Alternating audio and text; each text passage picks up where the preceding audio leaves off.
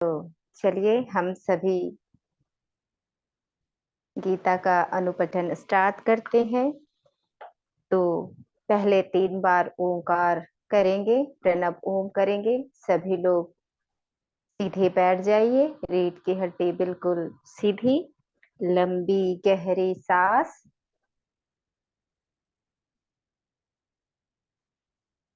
ओ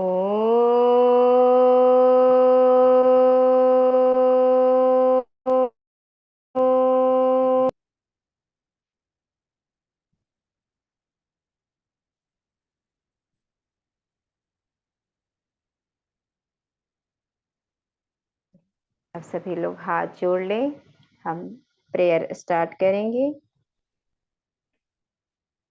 वसुदेव सुतन देव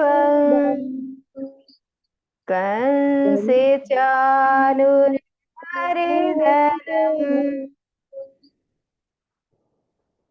देवकी परमानन्दम् कृष्णं वन्दे जगद्गुरुम् कृष्णं वन्दे जगद्गुरुम्। सभी को बहुत बहुत धन्यवाद मेरे साथ प्रार्थना शुरू बोलने के लिए। तो चलिए आज का गीता अनुपठन 14वां अध्याय 16वां श्लोक शुरू करेंगे। तो शुरू करने से पहले मैं सारे गुरुजनों को कोटि कोटि नमन करती हूँ। सारे देवी देवताओं को कोटि कोटि प्रणाम। सभी में बसे गुरु तत्व को कोटि कोटि वंदन।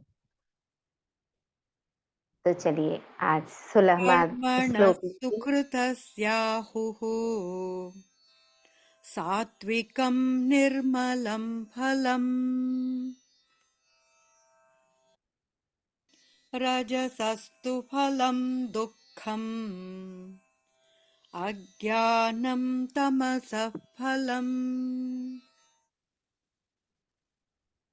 चतुर्दशोऽध्याय गुणत्रय विभाग योगः श्लोक 16।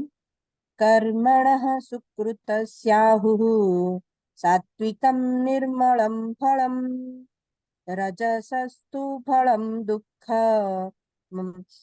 अज्ञानं तमसः फलम्।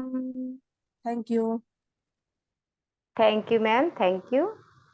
अब इसमें देखिए कर्मणः, कर्मणः मतलब कर्म का, सुकृतस्य, सुकृतस्य मतलब शुभ कर्म का, आहु मतलब कहते हैं, सात्विकम मतलब सात्विक, फल मतलब परिणाम, तू मतलब निश्चित रूप से, दुखम मतलब दुख, अज्ञानम मतलब अज्ञान, तमसः मतलब तमस का।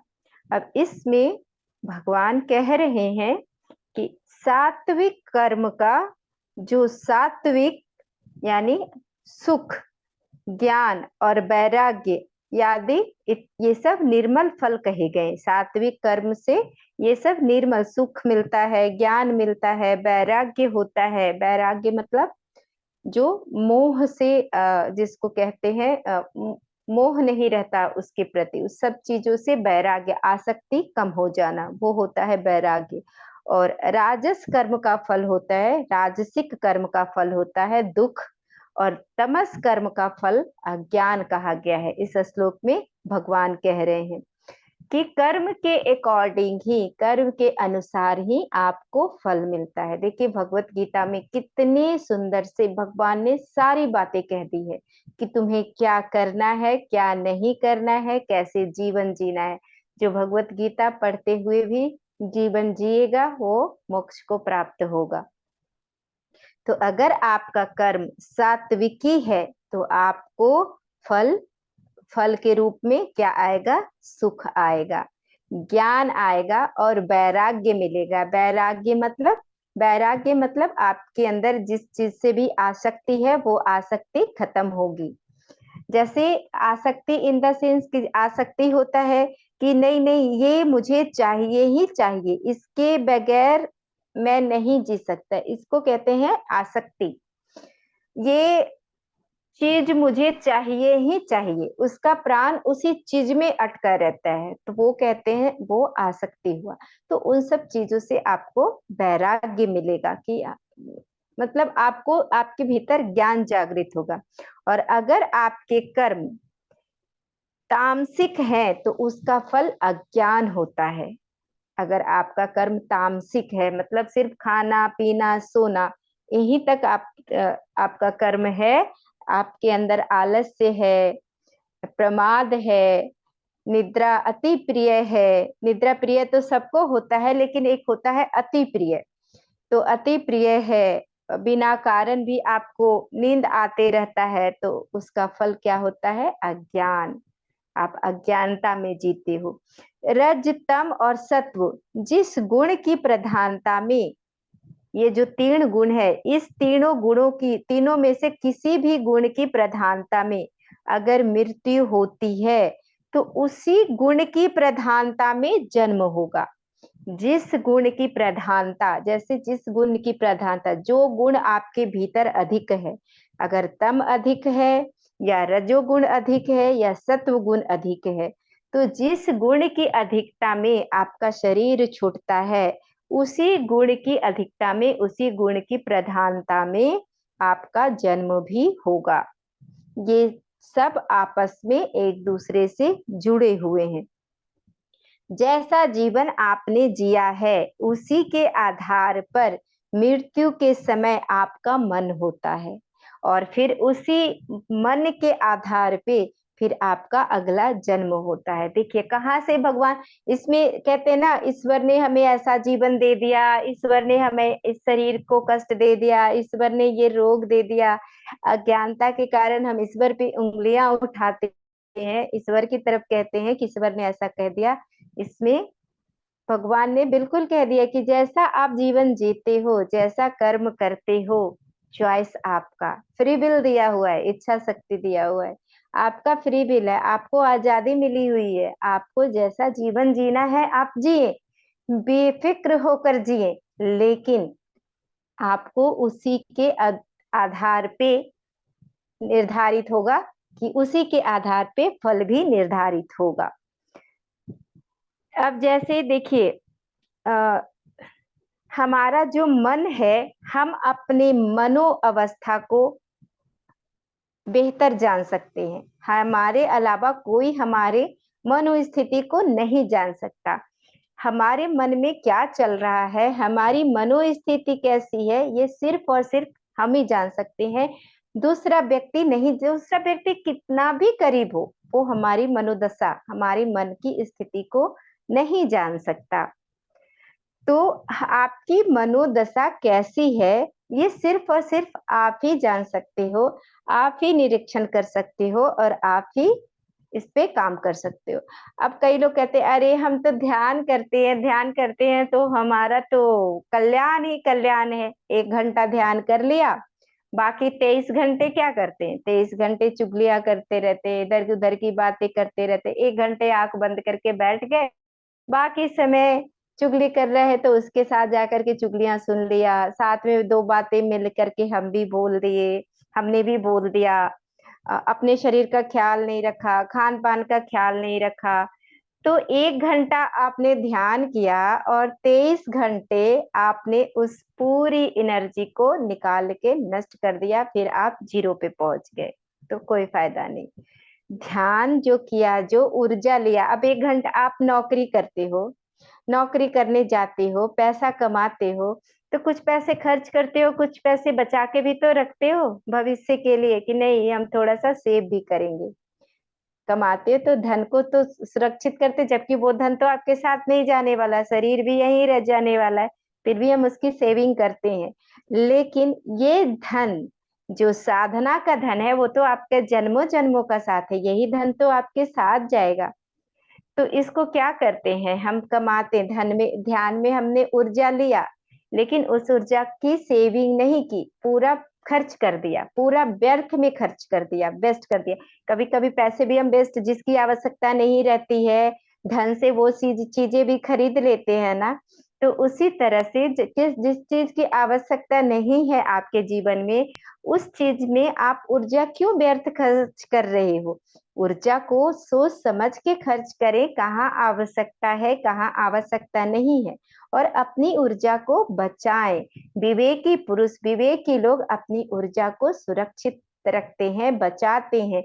जहां जरूरत होती है वहीं खर्च करते हैं। वो उनके अंदर ज्ञान रहता है, वो सोच समझ कर अपनी ऊर्जा को खर्च करते हैं, कहाँ बोलना है, कहाँ नहीं बोलना है, कहाँ अपनी ऊर्जा का प्रयोग करना है, कहाँ नहीं करना है। तो सोच समझ करके आप अपनी इस ऊर्जा को खर्च कीजिए, क्योंकि ये ऊर्जा धन से भी ज्यादा मूल्यवान है, आपकी ये ऊर्जा, क्योंकि ये आपकी ऊर्जा जन्मों जन्मों की यात्रा को खत्म करेगी, अगर इसको अच्छे से सेव करते हैं, बचाते हैं।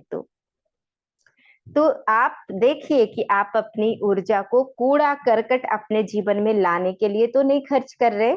तो ये निरीक्षण करना है, क्या है बेकार की गप्पेबाजी करना, चुगलियां करना, फालतू की बातें अपने कर्ण इंद्रिय के द्वारा सुनना, अपने भीतर लेना, जो आप अपने कानों से सुनते हो वह भी हो, तो वो भी सत्वगुण से होना चाहिए। और रात्रि जब आप बिस्तर पे सोने जा रहे हैं तब भी सत्वगुण से ही होना चाहिए। और जब नींद टूटे तो पहला स्मरण ईश्वर का, ओंकार का होना चाहिए। नींद के पहले, नींद के बाद, सूर्योदय के समय में और सूर्यास्त काल में, इन सब समय में अगर आप सत्व गुण का पालन करते हो तो आपका जीवन सत्वगुणी होता है। जैसे कि आप सुबह उठो तब भी ईश्वर का परमात्मा का स्मरण करो। जब रात को बिस्तर पे सोने जाओ तब भी ईश्वर का स्मरण कि हम परमात्मा की गोद में सो रहे हैं, परमात्मा ही सिर्फ मेरा है, परमात्मा के अलावा कोई मेरा नहीं। इस तरह से आप अगर नींद में जाते हो, 3-4 बार ओंकार करके, थोड़ा ध्यान करके फिर बिस्तर पे जाते हो, और बिस्तर पे जाने से पहले भी परमात्मा से प्रार्थना करते हो, तो इस तरह से आप सत्वगुण अपने जीवन में धीरे धीरे ला रहे हो, सत्वगुणों की बढ़ोतरी हो रही है। जैसे ब्राह्मण लोग सूर्योदय, सूर्यास्त, और दोपहर, ये तीनों समय वंदन करते हैं, इनका ये रूटीन में होता है। ब्रह्म मुहूर्त में जगते हैं, ध्यान करते हैं, भजन करते हैं, दोपहर में फिर से करते हैं। इस तरह से अपने जीवन को सत्व गुणों में लाते हैं। तो अगर इस तरह से आप अपने जीवन में कार्य करेंगे, सूर्योदय से लेकर के पूरे दिन सत्व गुण में रहेंगे, पूरे दिन ध्यान, जप, ईश्वर का ध्यान, स्मरण, तब आपका जीवन पूरी तरह से सात्विक हो जाएगा। भोजन से पहले भी प्रार्थना, भोजन करने से पहले प्रार्थना, जो हमने 13वां अध्याय में एक श्लोक सीखा था ना, वो मुझे याद भी हो गया। अहं वैश्वानरो भूत्वा प्राणानां देहमाश्रित प्राणापान समायुक्त पंचमन्ये चतुर्विधम। ये भोजन से पहले हमने सुना था ना कि ये प्रार्थना करते हैं कि भगवान ने बोला है कि अहम वैश्वानरो, जितने भी नर मनुष्य हैं, उस मनुष्य के शरीर में जो पाचन का कार्य होता है, वो सब पाचन का कार्य मैं ही करता हूँ, सभी मनुष्यों के अंदर। और जो भी 4 प्रकार का अन्न है, अन्न मतलब जो हम पेय पदार्थ पीते हैं, खाते हैं, जो 4 प्रकार का अन्न है उसमें भी मैं ही हूँ। तो इस तरह से अगर आप भोजन, इस प्रेयर के साथ अगर आप भोजन करते हो तो वो भोजन परमात्मा को भोग लग जाता है, परमात्मा को ही आप भोग लगा रहे हो। तो इस तरह से आप प्रसाद को ग्रहण करते हो अपने भीतर, तो वो अन्न आपके शरीर को लगता है। तो इस तरह से आप प्रार्थना करके, भोजन से पहले भी प्रार्थना करके उस भोजन को अंदर डाले, तो ये प्रभु को ही अर्पित हो जाता है, ये प्रसाद परमात्मा को ही अर्पित हो जाता है। तो इस तरह से, क्योंकि ये शरीर ही आपका, देह ही देवालय है, शरीर ही आपका मंदिर है, तो आपने प्रेयर करके वो भोजन डाला, तो वो प्रसाद परमात्मा ने ही ग्रहण किया।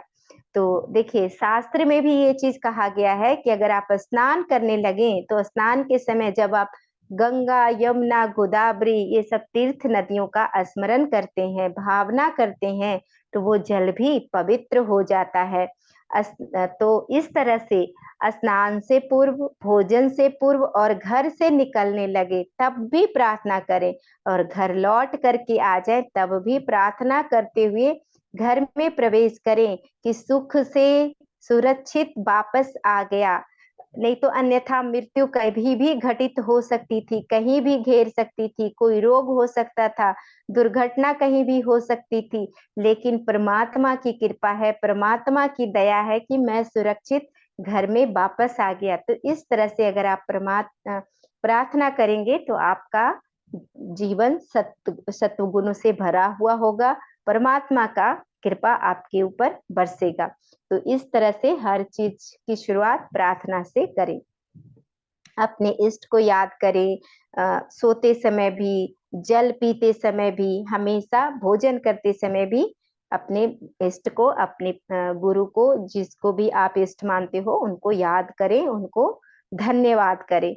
तो इस तरह से हमारा जन्म भर का जो हम पूरे जन्म अभ्यास करते हैं, तो ये पूरे जन्म का अभ्यास हमें अंतिम घड़ी में काम आता है, मृत्यु के क्षण में काम आता है। इसलिए जो साधक होते हैं, जो साधना करते हैं, उनके पास फुर्सत नहीं होती व्यर्थ के गप्पेबाजी की। वो समय खराब नहीं करते, अपने समय को व्यर्थ चीजों में नष्ट नहीं करते। वे अपने पूरे समय को अपने चित्त को सात्विकी बनाने में, ज्ञान लेने में और वैराग्य में लगाते हैं। चित्त को निरंतर निर्मल करते रहने में लगाते हैं। और जो यह नहीं करते वे राजसिक या तामसिक होते हैं, और उनकी मृत्यु भी उसी प्रकार होती है और अगला जन्म भी उसी प्रकार निर्धारित होता है। तो फिर चलिए अब हम अगले श्लोक में चलते हैं। अगले श्लोक में देखते हैं प्रभु क्या कह रहे हैं।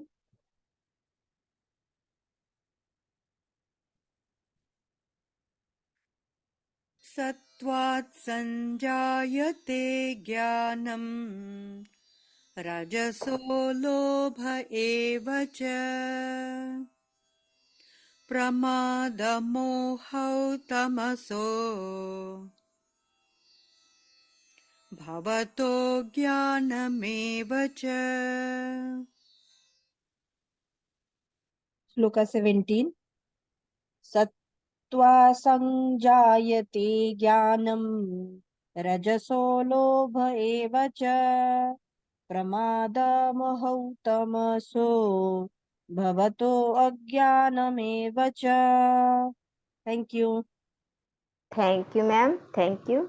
अब देखिए सत्वात मतलब सत्व से, संजायते मतलब उत्पन्न होता है, ज्ञानम मतलब ज्ञान, रजस मतलब रजस से, लोभ मीन्स लोभ, प्रमाद मोही मतलब प्रमाद और मोह, तमसा मतलब तमस से, अज्ञानम मतलब अज्ञान।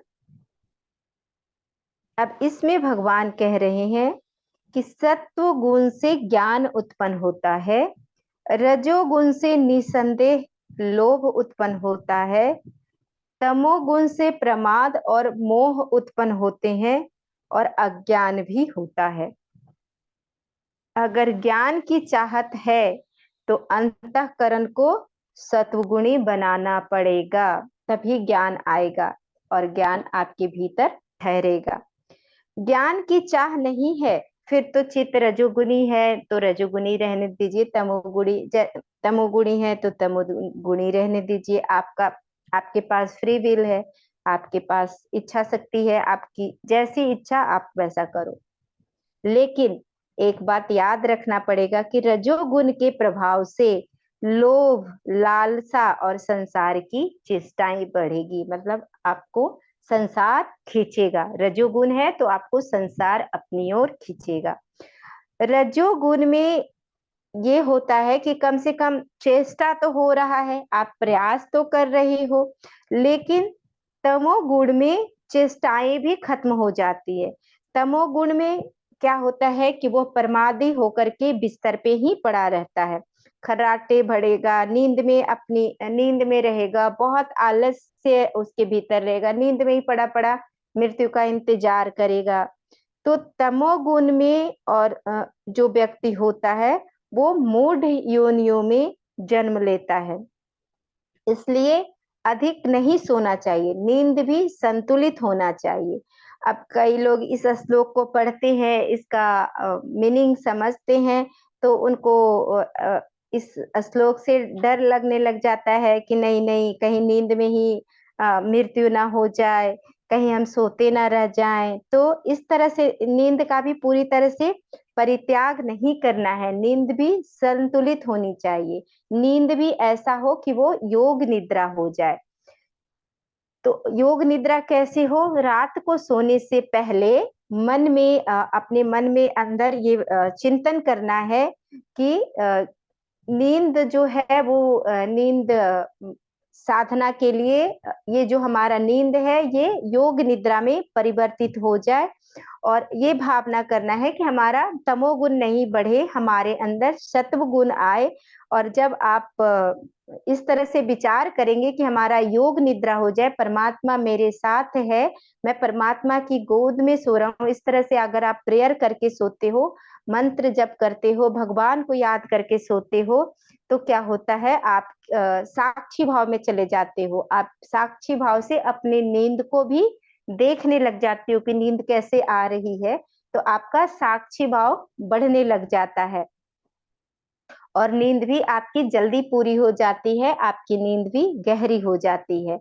और जिसके जीवन में कुछ लक्ष्य होता है, मतलब जिसने लक्ष्य बना लिया है कि मुझे आत्मज्ञान प्राप्त करना है, आत्मज्ञानी होना है, या जो भी जीवन का लक्ष्य है, तो उसकी निद्रा वो व्यक्ति ऐसे बिल्कुल तामसिक जीवन तो उसका हो नहीं सकता कि बस खाना पीना सोना, तो लक्ष्य का कोई मतलब ही नहीं है।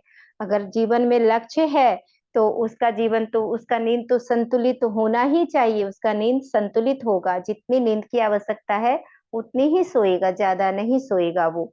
तो जैसे हम सभी ने एक कछुए और खरगोश की कहानी बचपन में सुनी थी, सभी ने सुना होगा कि खरगोश सोचता है कि मैं बहुत तेज भाग लेता हूँ, और वो कछुए के साथ प्रतियोगिता करता है, तो और उसको अभिमान रहता है अपने तेज भागने पे, तो वो बहुत तेज भागता है, फिर थोड़ी देर रुकता है, देखता है कि अरे अभी तो कछुआ बहुत पीछे है, चलो थोड़ी देर हम सुस्ता लेते हैं, सो लेते हैं, रेस्ट कर लेते हैं।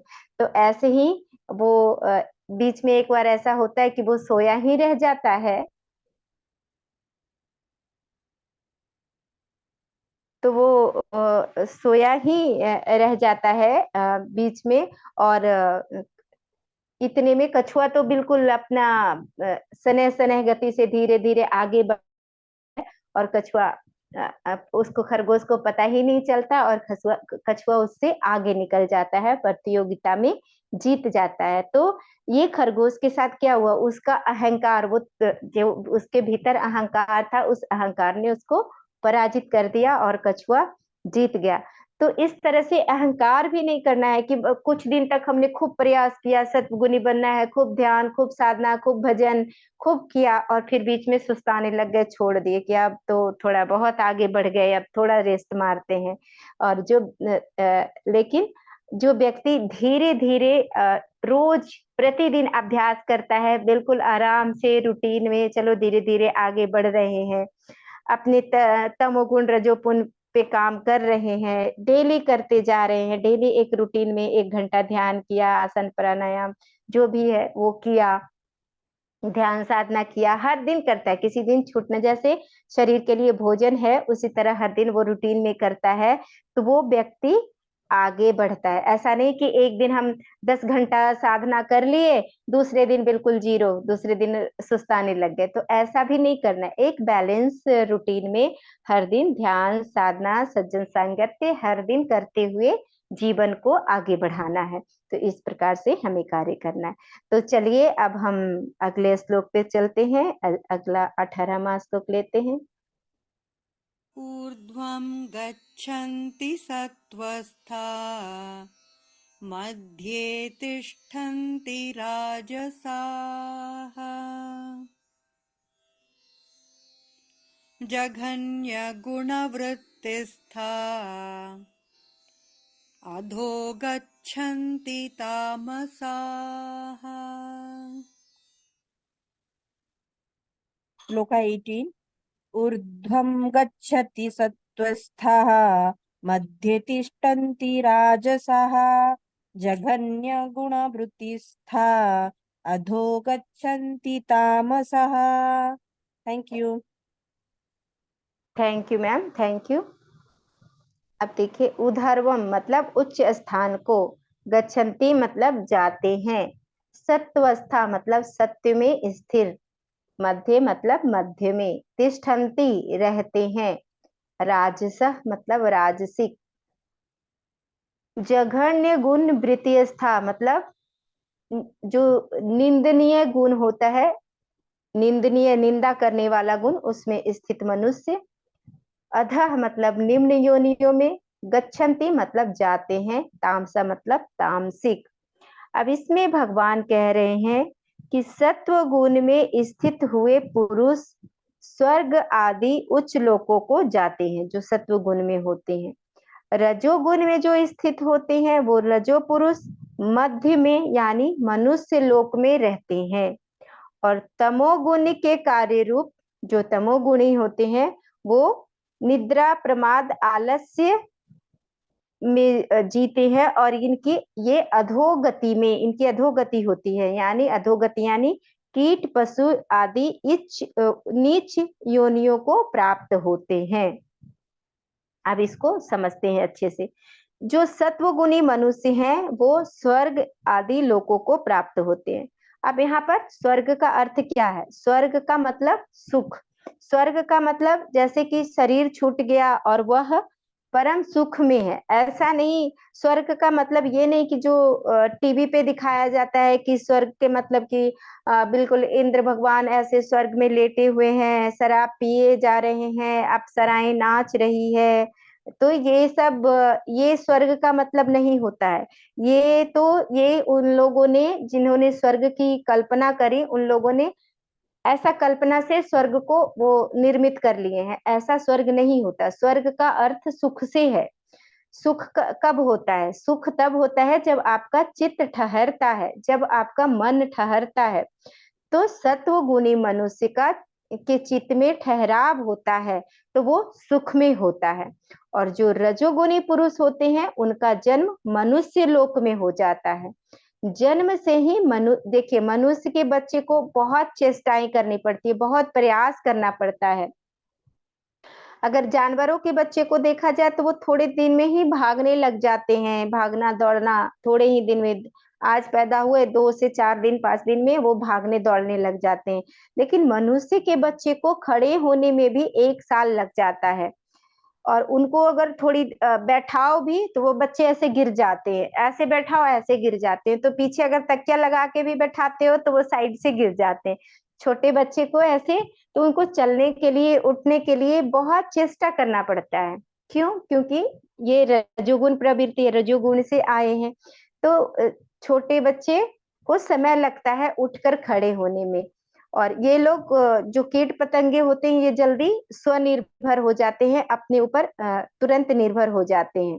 ये माता पिता पे जल्दी निर्भर नहीं रहते। आप देखो जो भी कबूतर के बच्चे हैं ये तुरंत ही बड़े हो जाते हैं, तुरंत 1 हफ्ते में ही उड़ना शुरू कर देते हैं और अपने दाना वाना चुगने लग जाते हैं, और मनुष्य को लंबा समय लगता है। तो क्यों? क्योंकि बच्चा रजोगुनी है, इसलिए वो चेष्टा करना चाहता है, उनके अंदर इच्छाएं होती है। तो रजोगुण चित्त होने के कारण मनुष्य का जन्म मिलता है। रजोगुण चित्त होता है, मन होता है, इसीलिए मनुष्य का जन्म मिलता है। अगर सात्विक चित्त होगा तो माता पिता भी सात्विक होंगे। सात्विकी माता पिता का मतलब कि माता पिता बहुत जागरूक होंगे, समझदार होंगे, स्पिरिचुअल होंगे, आध्यात्मिक होंगे।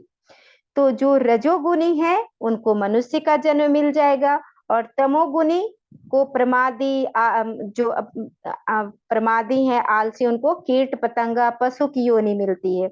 और अगर देखिए बहुत लोगों का ये कहना है कि मनुष्य चाहे जैसा भी हो, मनुष्य का शरीर है तो मनुष्य के रूप में ही जन्म लेगा। तो इसमें गुरुजी ने समझाया है कि मनुष्य कीड़ा पतंगा कैसे हो सकता है उसके बारे में समझाया है कि देखिए मनुष्य जो हमारा ये विचार है ना, हम लोग कहते कि नहीं मनुष्य है तो मनुष्य योनि में ही जन्म लेगा, उसको मनुष्य वो कीट पतंगों में नहीं जा सकता। लेकिन जो मनुष्य तामसिक प्रवृत्ति का है वो कीट पतंगों में कैसे जाएगा उसके बारे में बताया है कि देखिए हम सभी अपने आसपास देखते हैं, ऐसे मनुष्य के बारे में भी देखने में आता है, ऐसे मनुष्य भी हैं जिनकी जिंदगी पशु के जैसा है। हम सभी के आसपास है जिनका जीवन पशु के जैसा है।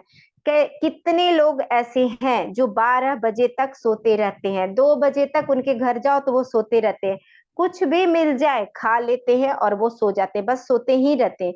उसमें कमाने की ताकत नहीं है, इतना भी नहीं, उनमें छीन कर खा लेने की ताकत है, झूठ बोलकर, लड़कर, चुरा कर खा लेते हैं। तो ये क्या है? ये पशु ही तो है। मनुष्य का शरीर है लेकिन वृत्तियां सारी पशु वाली है। अखबारों में समाचार में ये सुनने को मिलता है कि 50 रुपए के लिए, 100 रुपए के लिए मित्र को मार दिया, चाकू मार दिया, पुत्र ने पिता को मार दिया, माँ को मार दिया, बहन को बेच दिया। तो ये सब क्या है? मनुष्यता के लक्षण तो है नहीं, ये सब तो पशुता के लक्षण ही है। ये मनुष्य शरीर के रूप में कीड़े का ही जन्म है। ये मनुष्य का शरीर मिल गया लेकिन जन्म तो कीड़े का ही है। मनुष्य शरीर के रूप में पशु का ही जन्म है। तो जिसके अंदर भी पाशविकता है वही पशु है।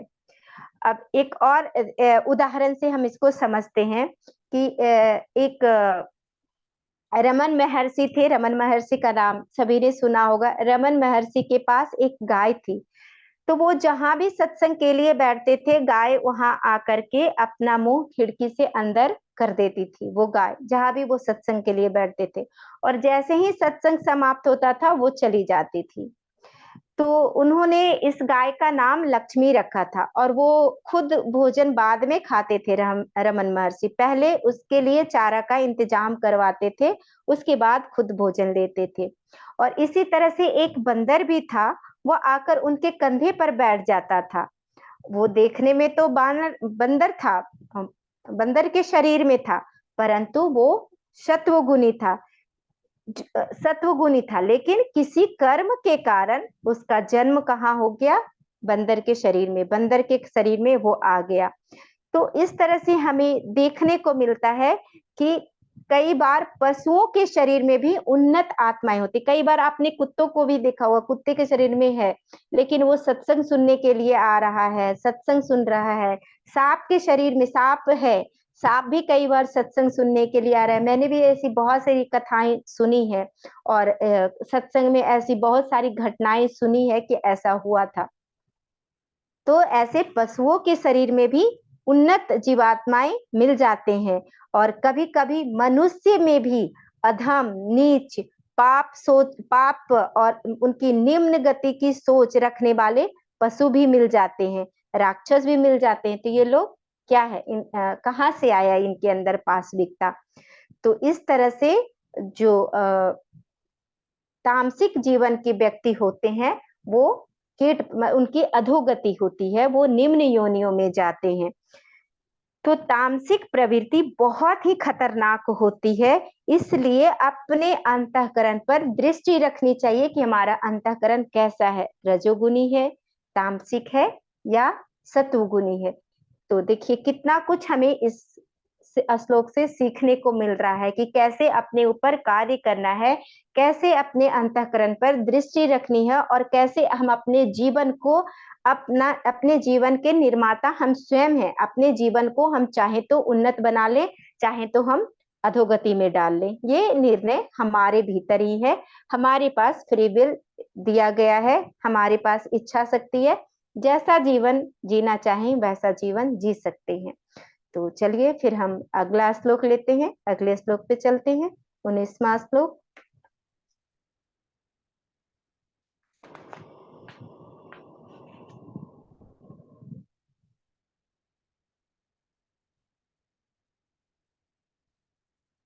नान्यं गुणेभ्य कर्तारम् यदा द्रष्टानुपश्यति गुणेभ्यश्च परं वेत्ति मद्भावं सोऽधिगच्छति। श्लोक 19 नान्यं गुणेभ्यः कर्तारं यदा द्रष्टानुपश्यति गुणेभ्यश्च परं वेत्ति मद्भावं सोऽधिगच्छति। Thank you. Thank you ma'am, thank you. अन्यम, अन्यम मतलब अन, गुणेभ्य मतलब गुणों से, कर्तारम मतलब कर्ता, दृष्टा मतलब देखने वाला, अनुपश्यन्ति मतलब देखता है, गुणेभ्य मतलब गुणों से, परम मतलब उच्चतर, मध्यभाम मतलब मेरे भाव को, अधिगच्छति मतलब प्राप्त होता है। इसमें भगवान कह रहे हैं कि जिस काल में दृष्टा 3 गुणों के अतिरिक्त अन्य किसी को करता नहीं देखता, यानी गुण ही गुणों में बरतते हैं, ऐसा देखता है। बहुत सुंदर इसका मीनिंग है, समझते हैं इसको। और 3 गुणों से परे सच्चिदानंद स्वरूप मुझ परमात्मा को तत्व से जानता है, उस काल में वह पुरुष मेरे स्वरूप को प्राप्त होता है। देखिए कितने सुंदर से भगवान ने बताया। यहाँ पर भगवान कितनी ऊंचाई पे पहुंचा दिए कि ये 3 गुण, तीनों गुणों से ऊपर हो तुम। ये 3 गुण, ये 3 गुणों को जो साक्षी भाव से देखता है, इसमें ज्ञान कहता है, जिस जो ज्ञानी है, तो ज्ञान कहता है कि रजोगुण, तमोगुण और सत्व गुण से ये शरीर, मन, बुद्धि और इंद्रियां बने हैं। मन, बुद्धि, इंद्रियां, ये सब ये 3 गुणों का खेल है। मैं शरीर नहीं हूं, मन नहीं हूं, बुद्धि नहीं हूं, मैं रजोगुण, तमोगुण और सत्व गुण भी नहीं हूं। तमोगुण से ये शरीर बना, रजोगुण से इंद्रियां बनी जो बाहर की ओर भागती है, और सत्व गुण से बना हुआ मन भी मैं नहीं हूं। मैं इस रज, तम और सत्व से बने मन, बुद्धि, शरीर और इंद्रिय का दृष्टा हूं। तो कितना सुंदर से भगवान ने बता दिया कि रजोगुणी की क्या स्थिति होती है, तमोगुणी की क्या स्थिति होती है और सत्वगुणी की क्या स्थिति होती है। तो ये ज्ञान की महिमा है कि आप रज, तम और सत्व से बाहर निकलकर दृष्टा बन करके अगर देखते हो, दृष्टा की पदवी पर हो और देख रहे हो कि ये सब मैं नहीं हूं, तो आप इन सब से बाहर निकल जाते हो।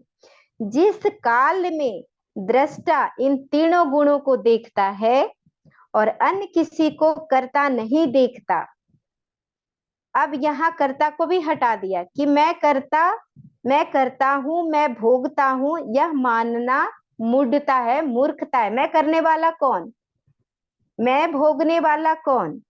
यहाँ कह रहे हैं कि कर्ता कोई नहीं है, करने वाला कोई नहीं है, भोगने वाला भी कोई नहीं है। यहाँ सिर्फ गुणों की बात हो रही है कि ये सब गुणों में, ये सब माया में चल रहा है, ये संसार माया, ये सब माया में हो रहा है, मैं इससे परे हूं। गुणों में, गुण में व्यवहार हो रहा है। तमोगुण से विषय बने हैं, सत्व गुण से मन बना है, रजोगुण से इंद्रियां बनी है, और यह मन इंद्रियों के माध्यम से विषय को देख रहा हूं। मतलब आप इंद्रियों से कुछ व्यवहार हो रहा है तो आप उसको देख रहे हो। यहाँ ना कोई करता है ना कोई भोगता है, गुणों में कार्य हो रहा है। जो ज्ञानी व्यक्ति होते हैं, जिनके अंदर ज्ञान होता है, तो वो कहते हैं कि वो ये नहीं कहते मैं देखता हूं, मैं सुनता हूं, वह कहते हैं आंखें देख रही है। कान सुन रहा है, जिह्वा खाती है, जिह्वा बोल रही है, पेट को भूख लगी है। हम सभी को भी ऐसा अभ्यास करना चाहिए। हम कहते हैं हमें भूख लगी है, मुझे भूख लग रही है, ये नहीं, पेट को भूख लगी, क्योंकि आपको भूख लगी नहीं सकती, आप तो आत्म स्वरूप हो। तो इस तरह से हम इतना ज्ञान ले रहे हैं तो हमें ये अभ्यास भी करनी चाहिए कि पेट को भूख लगी है, पेट भरता है, शरीर थकता है, शरीर सोता है, मैं नहीं सोता, मैं तो हमेशा जाग रहा हूँ, स्वप्न में भी ब्रह्म कभी सो ही नहीं सकता।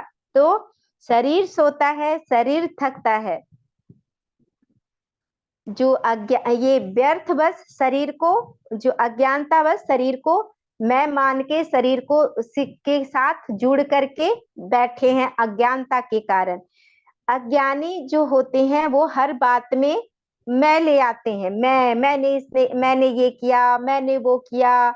तो हर बात में मैं देखता हूँ, मैं सुनता हूँ, मैं खाता हूँ, मैं पीता हूँ, मैं ज्ञानी हूँ, मैं अज्ञानी हूँ, मैं अक्लमंद हूँ। तो ज्ञानी क्या करते हैं, इस मैं को हटा देते हैं। मन, इंद्रिय और विषय आपस में व्यवहार कर रहे हैं और ज्ञानी इस व्यवहार को देखते हैं। वह जानते हैं कि यह सिर्फ गुणों का व्यवहार है, मैं तो सच्चिदानंद परमात्मा हूँ। इन गुणों का मुझ पर कोई प्रभाव नहीं। तो अब श्री कृष्ण कहते हैं कि ऐसा ज्ञानी व्यक्ति मेरे ही भावों को प्राप्त होता है। अब कई लोग इसका मतलब समझते हैं, मेरे ही भावों का मतलब वो समझते हैं कि ज्ञानी कृष्ण को ही प्राप्त हो जाते हैं, मतलब कृष्ण को मिल जाते हैं। ऐसी बात नहीं है। यहाँ पर कृष्ण भगवान ने कहा है कि जो भाव दशा मेरी है, जिस भाव दशा में कृष्ण है, वही भाव दशा उनको भी प्राप्त हो जाती है जिस भाव दशा में श्री कृष्ण है। वे करता नहीं है, भोगता नहीं है, वो साक्षी है, सिर्फ साक्षी, और वो साक्षी भाव में ही जीते हैं। जो जिनके अंदर अज्ञानता है वो अज्ञानी देह भाव में जीते हैं। तो हम सबको भी ऐसा अभ्यास करना है।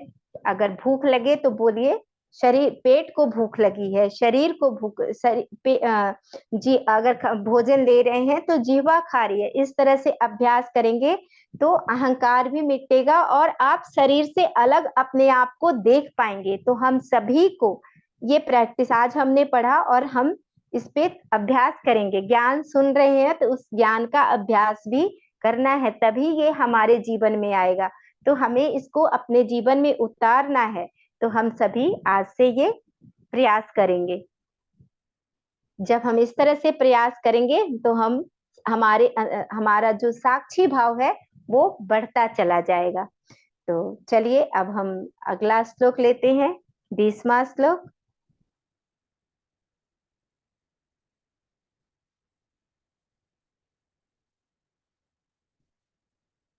गुणानेतानतीत्यन्त्रीन् देही देहसमुद्भवान्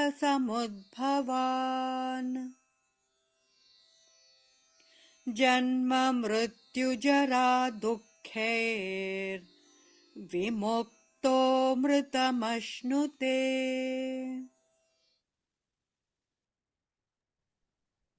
श्लोक 20 गुणानेतानतीत्यत्रिन्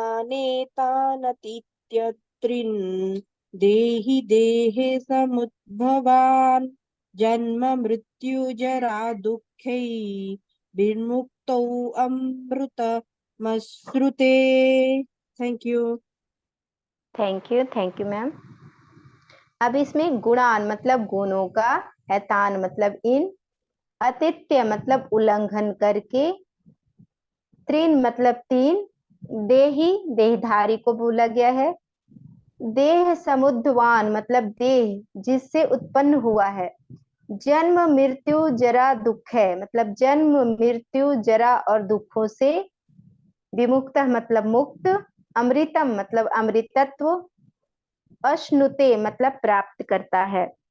अब इसमें भगवान कह रहे हैं कि यह पुरुष स्थूल शरीर की उत्पत्ति के कारण रूप तीन गुणों का उल्लंघन करके जन्म मृत्यु वृद्धावस्था और सब प्रकार के दुखों से मुक्त हुआ परमानंद को प्राप्त हो जाता है।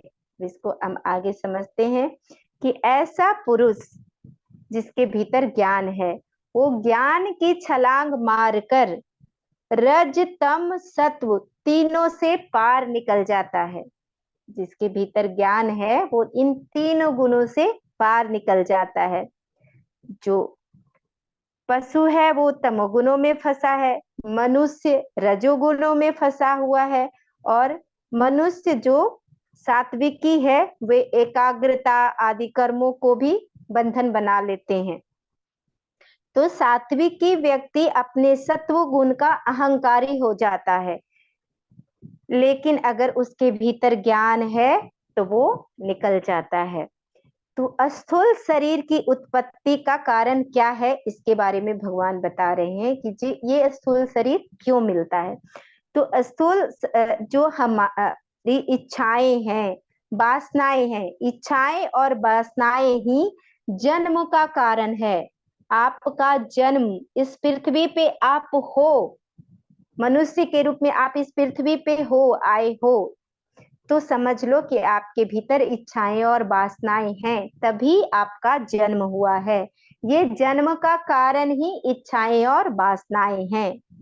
जिसने इच्छा और वासना का उल्लंघन कर दिया और ज्ञान के द्वारा यह जान लिया कि जन्म मृत्यु देह को घटित होता है, बुढ़ापा देह को होता है, मैं देह नहीं हूं, तो अब क्या होगा, ये क्या हो गया, शरीर से उल्लंघन हो गया, शरीर से परे हो गया, वो शरीर को छोड़ दिया, उल्लंघन लांग दिया, शरीर को छोड़ दिया, वह शरीर से पार निकल गया। और शरीर से पार निकलते ही वह देखता है कि मैं मुक्त स्वरूप हूँ, मैं अमृत स्वरूप हूँ। वह ऐसी स्थिति को प्राप्त कर लेता है, मैं आनंद स्वरूप हूँ, मैं सच्चिदानंद स्वरूप हूँ। देह के आसन पर बैठकर मैं शिव हूँ यह नहीं कहा जा सकता। देह के आसन पर बैठकर मैं मुक्त हूँ यह बोलना मिथ्या वचन हो जाएगा। इसलिए देह की आसक्ति का उल्लंघन हो, देह से भी प्यार नहीं हो, देह के भाव से परे हो जाए, मैं देह हूँ, मेरा देह है, इससे ऊपर उठ जाए, तब ही वो मुक्ति का अवस्था प्राप्त कर सकता है। तो इसके लिए अभ्यास करना है। मैं ये देह नहीं हूँ, इस ज्ञान को भीतर उतारना है और अपने सबकॉन्शियस माइंड में इतना ज्यादा, जैसे मैं देह हूँ इसको आपके चित्त में बैठा हुआ है कि मैं शरीर हूँ, तो इसको इस तरह से चित्त में बैठाना है कि मैं देह नहीं हूँ। जितना अभ्यास करेंगे, हमेशा मैंने ये कर लिया, मैंने वो कर लिया, मैं यहाँ गई, मैं वहां गई, मैंने ये खाया, मैंने वो पहना, तो जितना इसकी प्रैक्टिस करेंगे कि शरीर भोजन कर रहा है, शरीर सो रहा है, जितना इसका अभ्यास करेंगे उतना ही आप शरीर के तल पर ऊपर उठेंगे और आपका साक्षीपना उभरेगा और बढ़ेगा। और जितना आप साक्षी भाव में आएंगे उतना ही आप परमानंद की अवस्था को बोध कर पाएंगे, मुक्ति का बोध कर पाएंगे, अपने स्वरूप को जान पाएंगे। तो यहीं पर मैं अपने वाणी को विराम देती हूँ। आप लोगों ने इतने प्रेम से और इतने धैर्य के साथ मुझे सुना, इसके लिए बहुत बहुत धन्यवाद। Thank you so much everyone, thank you. चलिए अब हम प्रार्थना से जी एंडिंग करते हैं, प्रार्थना ले लेते हैं। Yes ma'am. सभी लोग हाथ जोड़ लें।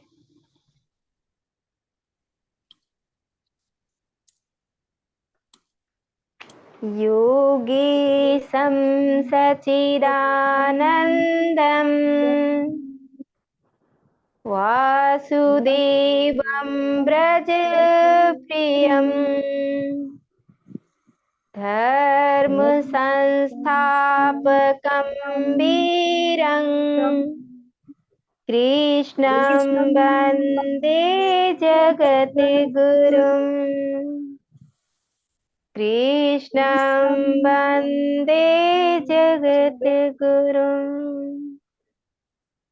सभी का बहुत बहुत धन्यवाद मेरे साथ प्रार्थना बोलने के लिए एंड सभी के अंदर बसे परमात्मा को कोटि कोटि नमन, कोटि कोटि। Thank you Archana ma'am, thank you, बहुत अच्छा बताया, थैंक यू। बहुत धन्यवाद अर्चना जी। आपको तो कुछ कुछ दोहे श्लोक याद भी हो गए हैं और बहुत ही अच्छे से आप हर दिन ही, मैं यही बोलती हूँ, बहुत अच्छे से आप समझाती हैं, तो ऐसा लगता है कि पूरे 1 घंटा हम अर्जुन जी की तरह श्री कृष्ण से ही सुन रहे हैं। आज के भी उदाहरण बहुत ही सटीक थे और हम तीनों बार आपने जो मतलब मुझे जो याद समझ में आया है कि अपने हर दिन की डेली लाइफ में हम लाएंगे तभी ये गीता का जो ज्ञान है हमारे लिए सार्थक हो पाएगा। तो खाने से बिल्कुल पहले, नहाते हुए और घर से निकलने पर और आने से पहले सभी समय और उठने पर भी अगर हम मतलब ग्रेटिट्यूड की एक भावना रखें प्रार्थना से, तो पाचन भी सही होगा, सभी कुछ सही होगा और मन में हर समय एक अच्छा सा भाव रहेगा। ये मतलब मुझे मुख्य आज बिल्कुल बात लगी। बिल्कुल थैंक यू अर्चना मैम। और Thank मेरा तो you. ये आदत है मैम, घर से निकलते समय मैं प्रेयर करके ही निकलती हूँ और बच्चे जाते टाइम भी उनके लिए प्रेयर करती हूँ कि बहुत मुझे सुंदर, बहुत सुंदर। इसीलिए। और उसके वजह से मुझे भी कितनी बार फील भी हुआ है, मैं प्रेयर करके निकली इसलिए मेरा सारा जो भी था रास्ता मेरा क्लियर हो गया, मेरे साथ कुछ भी नहीं हुआ बुरा। ऐसा होता है मैम। यस, बहुत सुंदर। बहुत सुंदर एग्जाम्पल मैम, वो गाय का एग्जाम्पल बहुत अच्छा लगा। Yes, thank you so much. Thank you, thank you, thank you, thank you, thank you. अगले बुधवार को मिलेंगे गीता क्लास में, बाकी के सेशन होते रहेंगे, ग्रुप में डालते रहेंगे। Thank you so much Archana, thank you thank you, everybody, thank you. Rita ma'am, उल्लन, सभी को धन्यवाद।